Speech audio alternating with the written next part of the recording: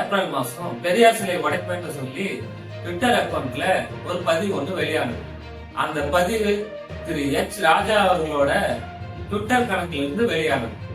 இந்த பதிவு போடப்பட்டதுக்கு அப்புறம் ஆங்காங்கே சிலை ஒழிப்பு சம்பவங்களும் நடைபெற்றது. இதை பத்தி தான் முழுமையா பார்ப்போம். இதுக்கு முக்கிய காரணம் பாத்தீங்கன்னா 2018 வருஷம் திருவிழா மாநிலத்துல பாஜக ஆட்சி அமைச்சதுக்கு அப்புறம் பல வன்முறை சம்பவங்களும் நடைபெற்றது. அப்போதுதான் இந்த புரட்சியாளர் லெனின் சிலையும் உடைக்கப்பட்டது. இந்த சம்பவத்தை மேற்கோள் காட்டிதான் ட்விட்டர் கணக்குல பெரியார் சிலைகளும் உடைக்கப்படும்னு பதிவு ஒண்ணு வெளியாகுது. இந்த பதிவை பார்த்த பாஜகவினர் ஆங்காங்கே சிலை உடைப்பு சம்பவங்களும் ஈடுபட்டாங்க. இந்த சிலை உடைப்பு சம்பவங்களில் ஈடுபட்டவங்களை கைது செஞ்சு வழக்கும் பதிவு செஞ்சாங்க.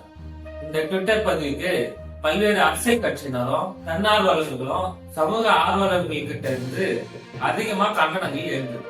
தன்னார்வலர்கள் கிட்ட இருந்து பல்வேறு கண்டனங்கள் எழுந்து இந்த ட்விட்டர் பதிவு நீக்கப்பட்டது.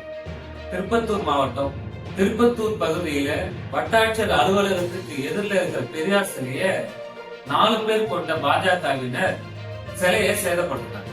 அதை பார்த்த பொதுமக்கள் அவர்களை பிடிச்சு போலீசிடம் ஒப்படைச்சாங்க. போலீசார் அவங்க மேல 4 பிரிவுகளுக்கு கீழே வழக்கும் பதிவு செஞ்சாங்க. இந்த சம்பவம் திருப்பத்தூர் மட்டும் இல்லாம தமிழகம் எங்கும் பதற்றத்தை ஏற்படுத்துச்சுன்னு தான் சொல்லணும். அதன் பிறகு ஈரோட்டில் இருக்கிற பெரியார் மாளிகைக்கும் பெரியார் சிலைக்கும் பாதுகாப்பு பலப்படுத்தப்பட்டுச்சு. இந்த ட்விட்டர் பதிவுக்கு விளக்கம் அளிச்ச எச் ராஜா அவர்கள் இந்த பதிவை ஏன் அனுமதி இல்லாம என்னுடைய அட்மின் தான் போட்டிருக்காரு அப்படின்னு சொல்லி ஒரு விளக்கம் ஒண்ணு கொடுத்தாரு. அதன் பிறகு பாப்புலர் ஃப்ரண்ட் ஆஃப் இந்தியா அப்படின்ற தொண்டு நிறுவனம் பல்வேறு காவல் நிலையங்கள்ல புகார்களை கொடுத்து வந்தாங்க.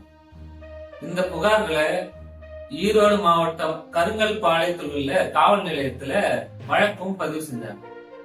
சென்னை உயர்நீதிமன்றத்துல இந்த வழக்கை தள்ளுபடி செய்ய கோரி மனு ஒன்று எச் ராஜா சார்பில் தாக்கல் பண்ணப்பட்டது. அதற்கு உயர்நீதிமன்றம் இந்த வழக்கை தள்ளுபடி செய்ய முடியாதுன்னு சொல்லி இந்த மனுவை தள்ளுபடி செய்யும். இந்த வழக்கை எம்எல்ஏ எம்பிகளுக்கான இந்த சிறப்பு நீதிமன்றம் 3 மாதத்துக்குள்ள விசாரிச்சு தீர்ப்பளிக்கணும்னு உத்தரவிடப்பட்டது. இந்த சிறப்பு நீதிமன்றத்துல எச் ராஜா தரப்பு பெரியார் சிலையை உடைக்கணும்னு சொன்னதுக்கான ஆதாரங்கள் இல்லைன்னு சொல்லி இந்த வழக்கை தள்ளுபடி செய்யணும்னு சொல்லி வாதிடப்பட்டது.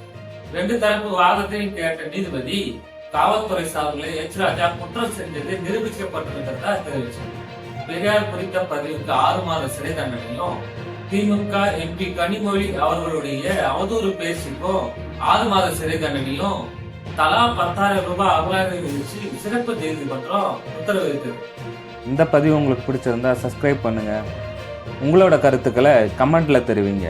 நன்றி, வணக்கம்.